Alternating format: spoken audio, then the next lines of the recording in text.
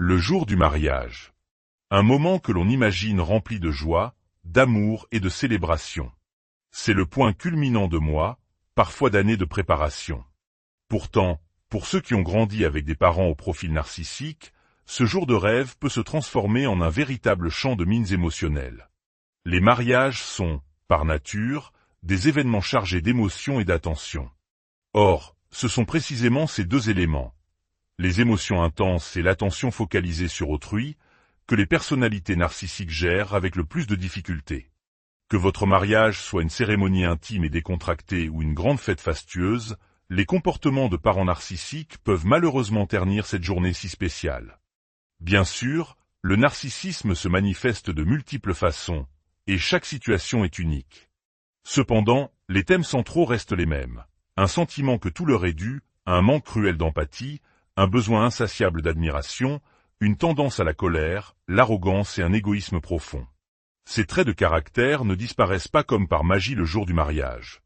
Au contraire, ils sont souvent exacerbés. Aujourd'hui, nous allons explorer les comportements et les paroles typiques d'un parent narcissique lors du mariage de son enfant. Cette exploration pourra, pour certains, être une douloureuse réminiscence, et pour d'autres, une prise de conscience salutaire. Premièrement, la fameuse plaisanterie, qui n'en est pas une.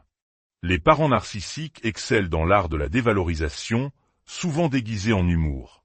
Le jour de votre mariage, vous pourriez entendre des remarques du type « Eh bien, qui l'eût cru ? Notre petite boulotte a finalement réussi à se faire passer la bague au doigt. » Ou encore « Je ne pensais jamais voir le jour où un raté comme toi arriverait à piéger quelqu'un pour le mariage. » Ces phrases sont lancées devant les invités, provoquant des rires gênés. Pour le parent narcissique, c'est une façon de reprendre le pouvoir, de s'assurer que même en ce jour qui vous est dédié, il reste au centre de l'attention, à vos dépens. Si vous osez réagir, même calmement, en disant que ce n'est pas le moment, attendez-vous à la réponse classique. « Oh, ça va, on ne peut plus plaisanter ? Tu es vraiment trop susceptible. » C'est une forme de manipulation psychologique qui vous fait douter de votre propre réaction, pourtant légitime. Deuxième point, le sentiment que vous n'êtes pas assez bien pour leur enfant. Ceci est particulièrement vrai pour les beaux-parents narcissiques.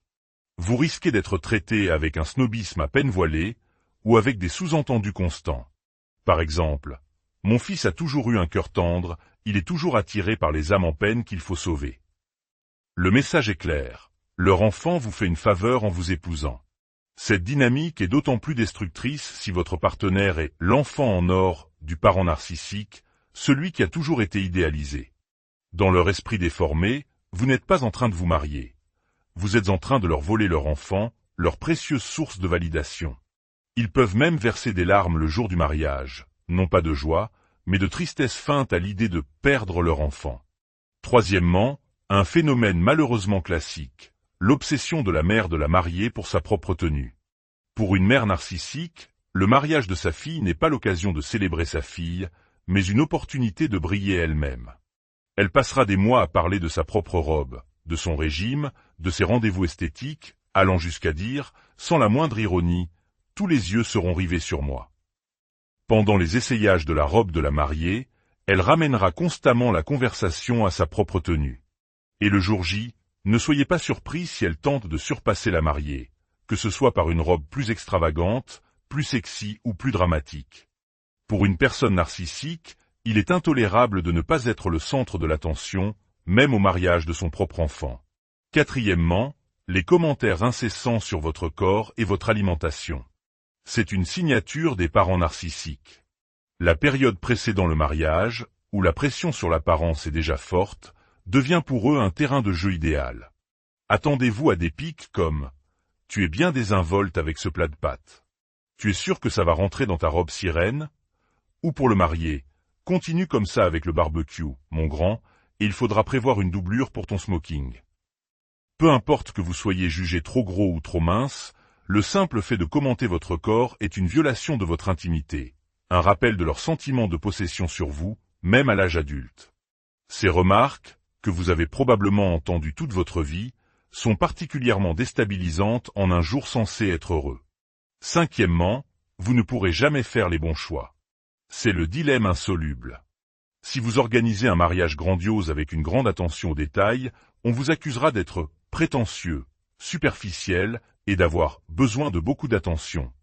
Une projection parfaite de leur propre caractère.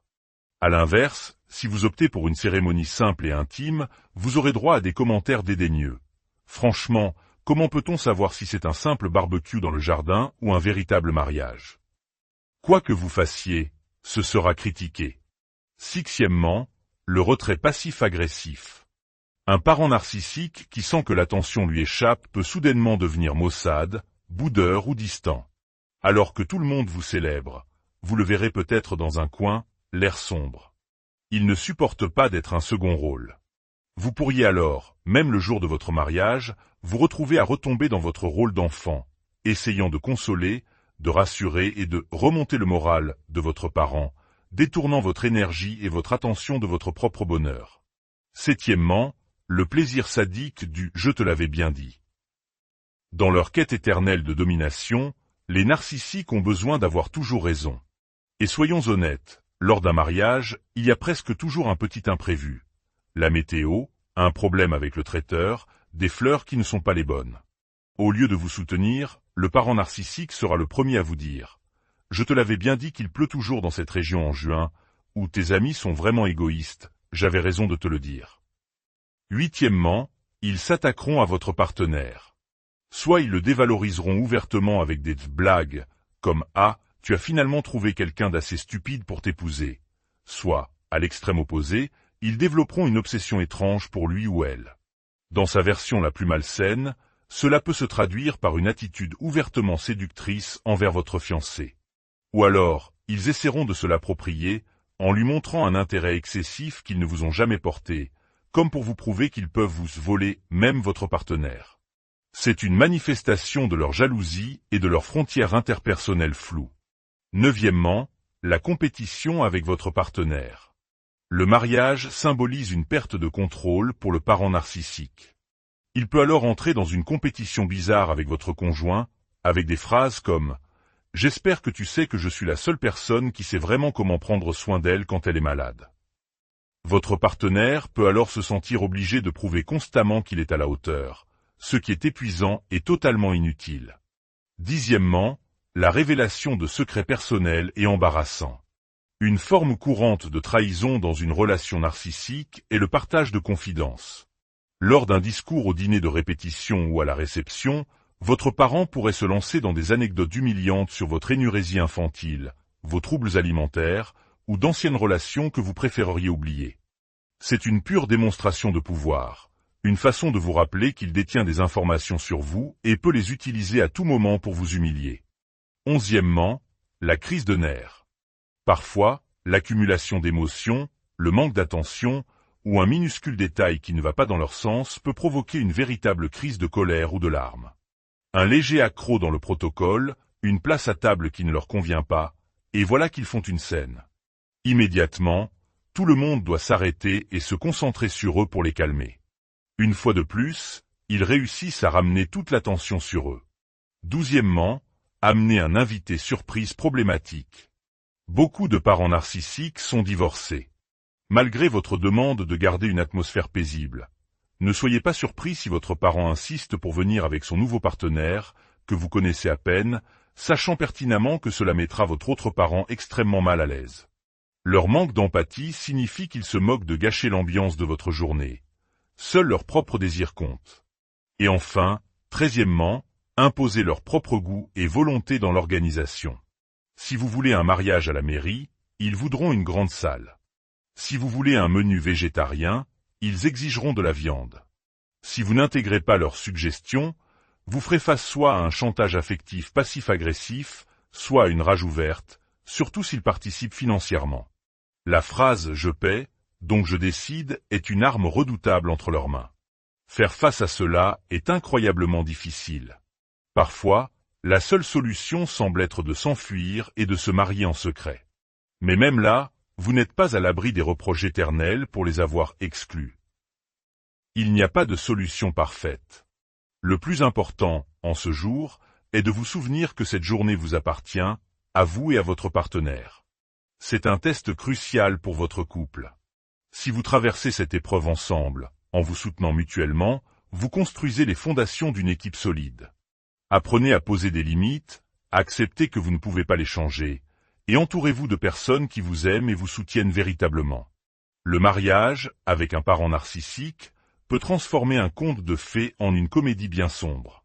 Mais c'est aussi le premier jour du reste de votre vie, une vie que vous pouvez choisir de construire sur des bases plus saines, loin du chaos et de